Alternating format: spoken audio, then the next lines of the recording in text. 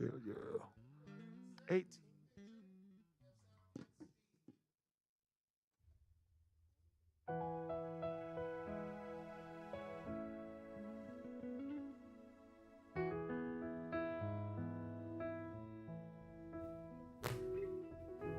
Hello and welcome to the Sisaundra Show, family. As we move deeper into this holiday season, we can all admit waiting is one of the hardest things we ever do. Waiting for answers, waiting for healing, waiting for hope to feel close again. And every year, this season reminds us of people who knew what it meant to wait, to sit in uncertainty and longing, yet still cling to the promise that help was on the way. That's the heart of this season, that even in our darkest moments, even when we're battling silently, we are never waiting alone, because hope still draws near, light still breaks through, and Emmanuel, God with us, still finds us exactly where we are. Ladies and gentlemen, would you please put your hands together for the one and only Miss Tiffany Jeffers.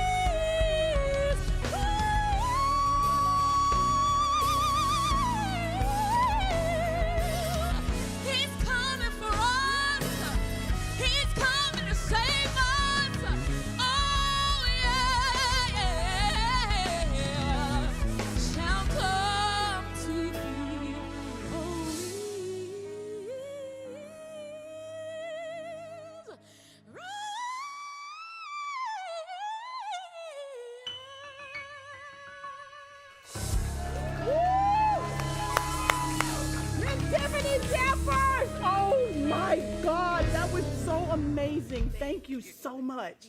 Thank you so much. God bless you. Woo! Y'all make some noise. Yeah. Now, let's keep this show moving. Y'all go ahead and get all comfy and grab your bubbly beverage. Come on. And let's get this show started. Let's get it started. Woo! Family, every now and then we get to sit across from someone whose life is more than a record, more than a title, more than a headline. It's a story of grit, roots, and God-given resilience.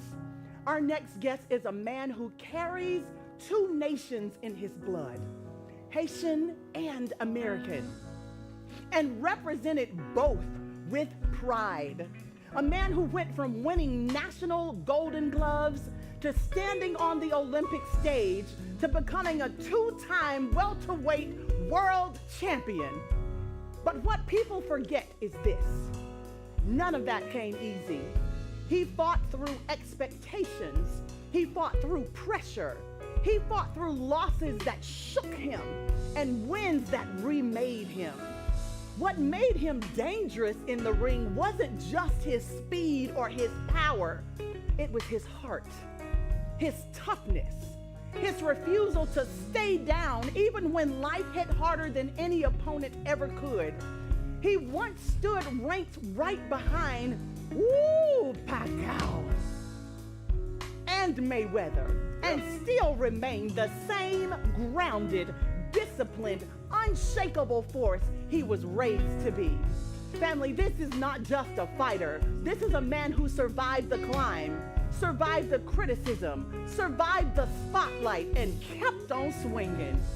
Help me welcome the legend, the champion, the one and only Mr. Andre Berto. Yes, champ! Hello there. So great to meet you. Thank you for joining me. Please have a seat. Someone say. Come on now. Y'all make some noise.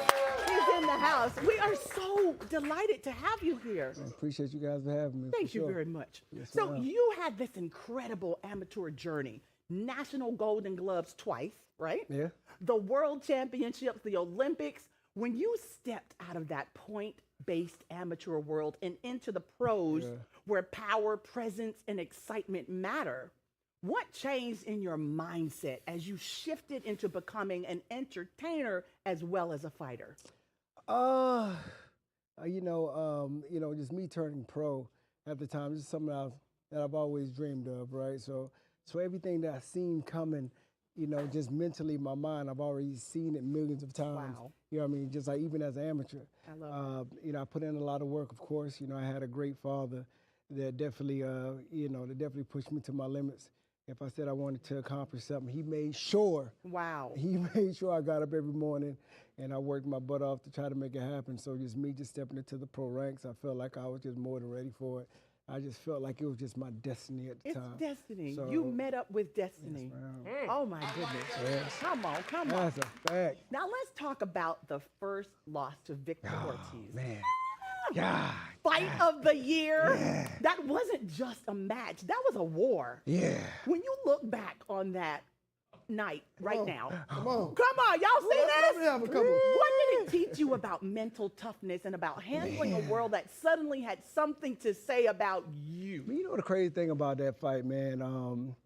Of course, I come from a small town. What's the name? Polk County. What town? Where's that? Did we not just talk We about just this? got here talking How about in the world did we end up from Polk County? That's crazy. I It's don't even know. amazing, It's right? amazing. Some It's great amazing. things have come out. Oh yeah, we got some good honors out there. We got some. Don't you play with us. We got some real winners out of the county. Out of the county, it was crazy, man. Throughout that process, just me turning pro and coming from Polk County, and I knew I had the talent to just be the best. And I wanted everyone, like I said, I know my name and know who I was. Yes. And just leading up to that point, always, just just like made a point just to press that, right? But Yes. as soon as I went through that loss, the crazy part about that is, I wanted to hide from the world at that time. I felt like the whole world, see me lose at that point. I wanted just to hide away. So it just let me know, man, just even in times of just adversity, like I say, you just got to stay resilient. You got to still pick yourself up. And that you got to get back in there, yeah, for sure. When I tell you. You're not going to tell me I'll put you on? My I man, think somebody in the audience wants to know that. Yeah, my man. Wait a minute. You make sure you tell them I put you on. Yeah. That's right. That's right. Now listen. We're doing it. Yeah, so you have some amazing friends in the audience. Yeah. One is Mr. Dame Dash. My man Dame Dash in the building. My man did his thing. He did. He promoted. We have a heckling Dame Dash in the audience. Dave was crazy. It's great to see you, sir. Welcome. Yeah, I mean, like, we were able to, like I said, like put something together that was great. That was something different, for the sport, just bringing the entertainment aspect, to the sports aspect and just bring it all together. And like I say, that was my first promoter. It was named Dame coming into, like I said, a pro game. Just like I said, like fighting on HBO and just having a lot of other different stars and celebrities come to it. I mean, it was, it was a magical time, for sure. Magical and more magic to come. When we come back, don't y'all go nowhere. We will be right back for the culture. Come on, Monsieur Andre.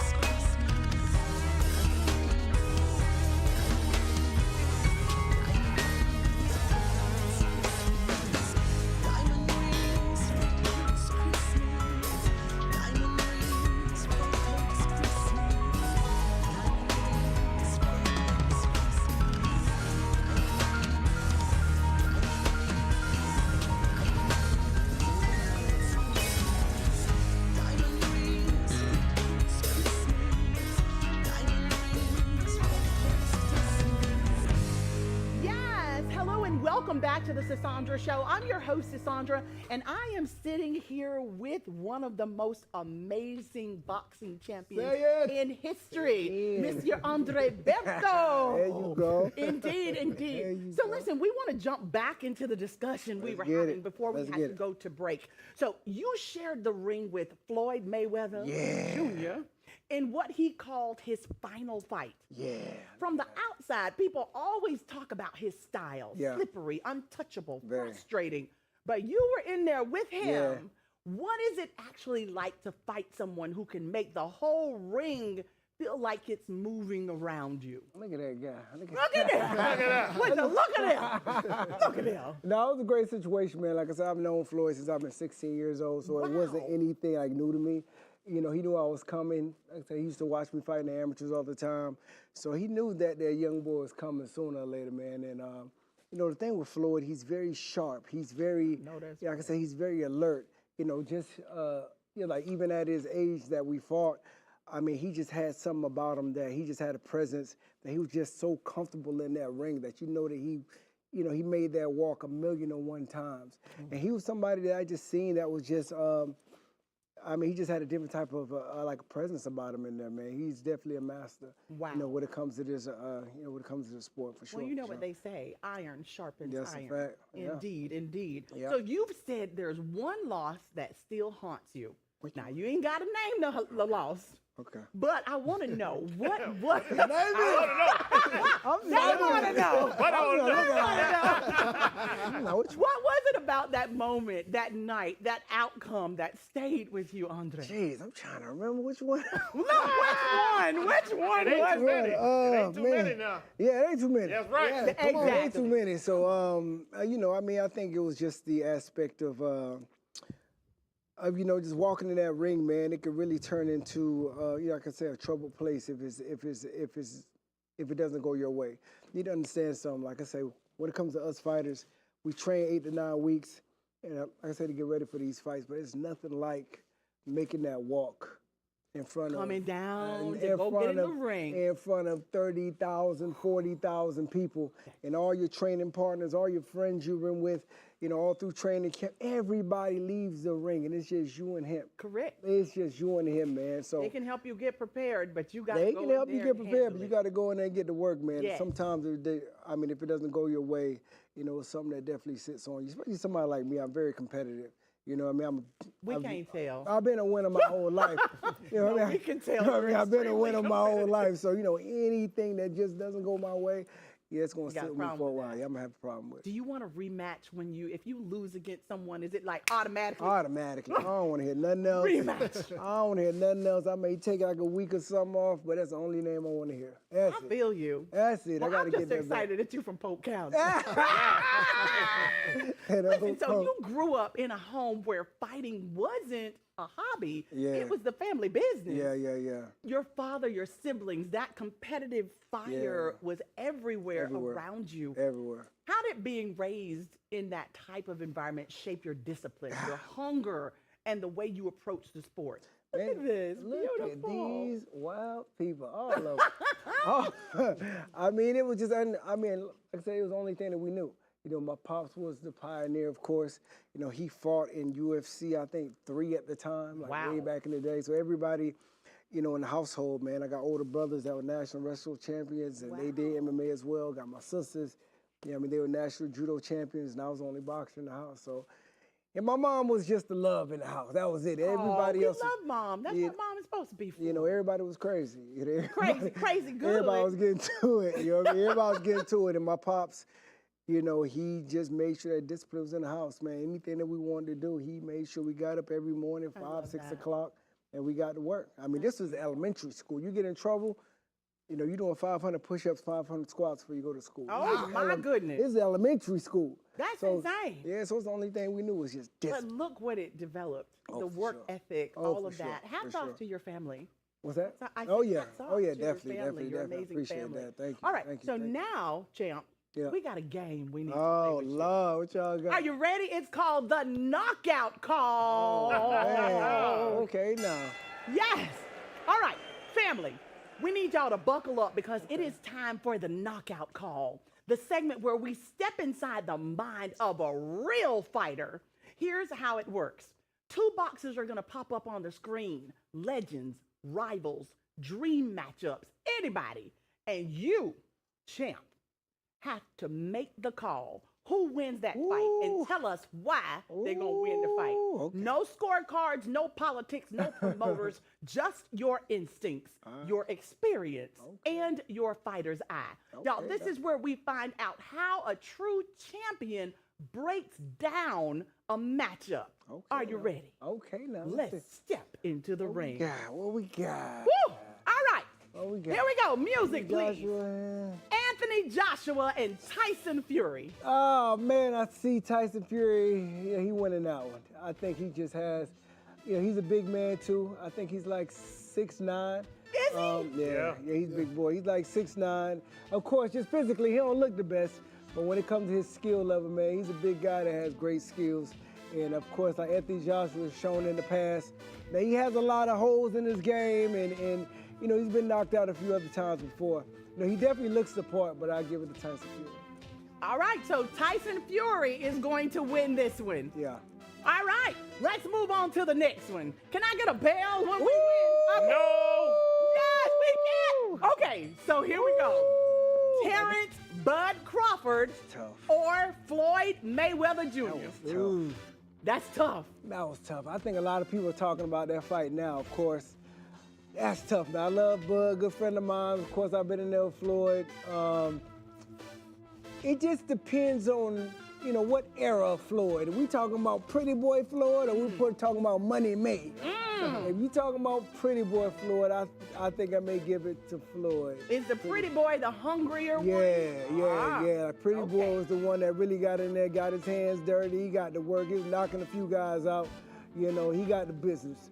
And, you know, Money May, he wanted to take his time and wanted to relax and do whatever it took just The to hunger get up. changes when you That's get it. to a certain level of success, right? Yeah. So Floyd Mayweather is going to win this one. If it's Pretty Boy, Floyd. All right. Yeah. Right? Okay. Very good. Let's move on. You're like, yeah. Okay, the next one.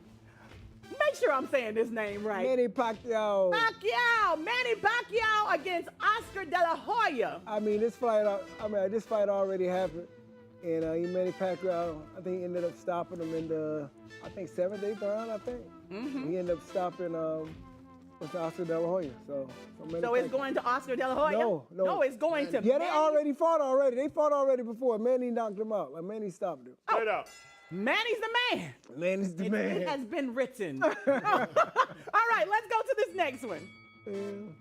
Gervonta Tank Davis against Devin Haney. Who's winning?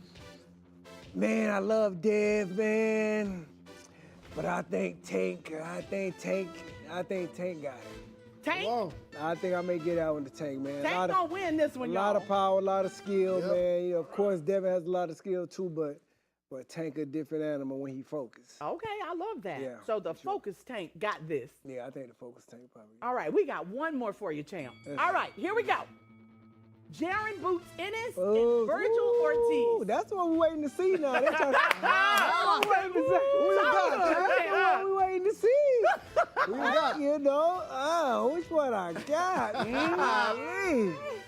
Man, if Boots goes in there and does what he knows how to do, we haven't seen Boots in there with any real competition yet, but what we see from him now, he looks like he got all the goods. Okay. But like I say, Virgil Ortiz a pit bull. But if he goes in here, he keeps looking like how he's looking against him, he gonna get it done. I give it to him. Okay, if he keeps what he's doing up, Yeah. Boots is gonna win this one. Yeah, I think Thank you, Boots got it. champ. That was good. That was fun. Yeah, that was good. You know, Vegas, everybody listening to you, they Man, might don't go get put me them in bets down. Don't get me in trouble, man.